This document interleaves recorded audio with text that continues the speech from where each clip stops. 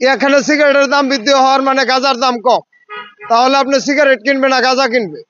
তো এখানে মাদকের যে প্রচলনটা বৃদ্ধি করার পূর্ব নমুনা হইলো এই সিগারেটের দাম বৃদ্ধি করা। এখানে প্রতি পিস সিগারেটে 2 টাকা বাড়ছে, সরকার কয় টাকা ব্যাট বাড়াইছে এটার উপরে? দেখেন এই পণ্যের উপরে যে ব্যাট বসানো হয়েছে সাধারণ মানুষের কিন্তু উপকারী হয়েছে। কারণ সাধারণ মানুষের কি ধরনের উপকার হয়েছে কোন?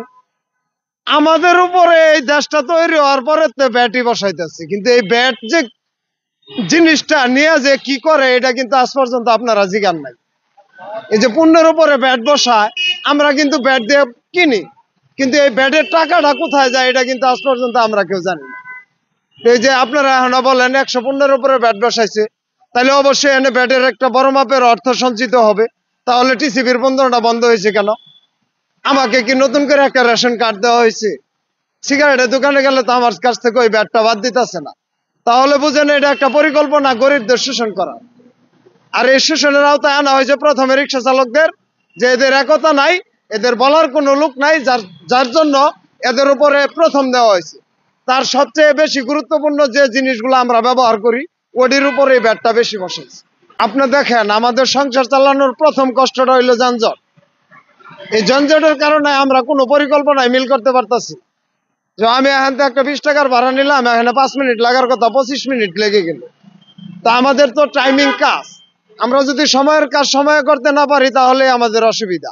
এদিক দিয়ে আবার বাজারে গেলে যে পুণ্যের উঠানামা, এটা তো আপনার ধরেন এই পুণ্যের উঠানামার মাধ্যমে এই যে যতগুলো বিদেশি পাচার দুর্নীতি বলেন, সম্পূর্ণ এই দুর্নীতি, এই পাচার, এই সব কালোবাজারি তো এই পুণ্যের উঠানামার থেকেই হয়। এই ভুক্ত অধিদপ্তরের ভিতরে এই সম্পূর্ণ পরিকল্পনা হয়।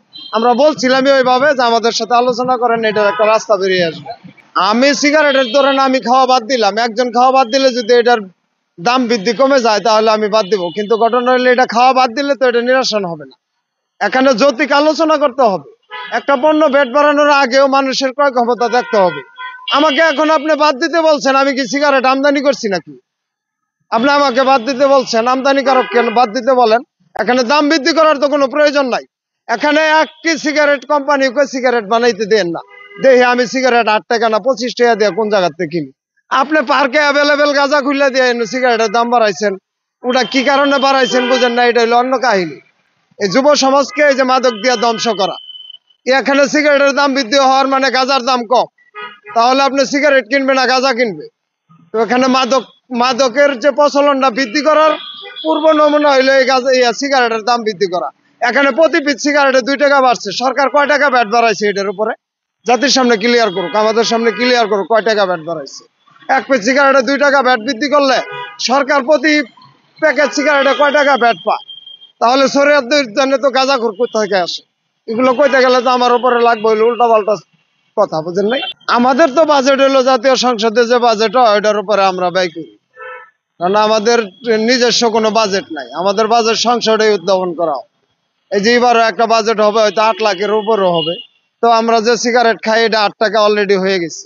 আপনি দেখেন যে আমাদের বাজেটের মাত্রা, সংসদের ওই বাজেটের মাত্রা আর আমাদের বাজেটের মাত্রাটা মিল হয়েছে কিনা। ওটা 8 লাখের উপরে হবে বাজেট, আর আমাদের সিগারেটের প্রতি পিস 8 টাকা হয়ে গেছে, অলরেডি আমাদের বাজেট চালু হয়ে গেছে। কথা কি কইছি বুঝছেন? তা আমাদের বাজেটের উপরে যে ব্যয় পড়বে না আপনি বুঝতেছেন না। 1 কাপ চা 10 টাকা, ওই দোকানদার ফুটপাতের দোকানদার ও 2 টাকা ঘর ভাড়া দেয় না, হ্যাঁ 10 টাকাই নেয়। ওই যে 30,000 টাকা ভাড়া দেয়, হ্যাঁ 10 টাকাই নেয়। হ্যাঁ আপনার ঘটনাটা বুঝতেছেন না। এই জায়গায় দেশে তো কোনো আইন নাই, এটা হইলো এক মাপের দেশ। এটা হইলো কি এক মাপের দেশ। 5 কেজির যে ওজন 1 কেজির 1 ওজন। আপনি এটা কিভাবে বুঝাবেন বলেন তো দেখি? এই নতুন স্বাধীনতা দিয়ে আমাদের যা লাভ হোক আর না হোক, গোটা দেশবাসী দেখতেছে কি লাভ হইতেছে। কথা বুঝেন নাই? 5, 6টা 7টা করে মামলা খালাস, 17, 18 বছর খালাস, কিন্তু আমাদের একটা দাবি পূরণ হইলো? আমাদের তো একটু ডাক দিয়ে নিয়ে জিগাইলো না যে ওই মেয়ে তোমরা 21 আগস্ট দাবি করছো, 54 বছরের পরে তোমাদের দাবি, তোমার এই কথাটা শুনো, এটা কইছে তো 17 বছরের আগেরটা খালাস হয়ে গেছে। আমি বিপদে পড়বো?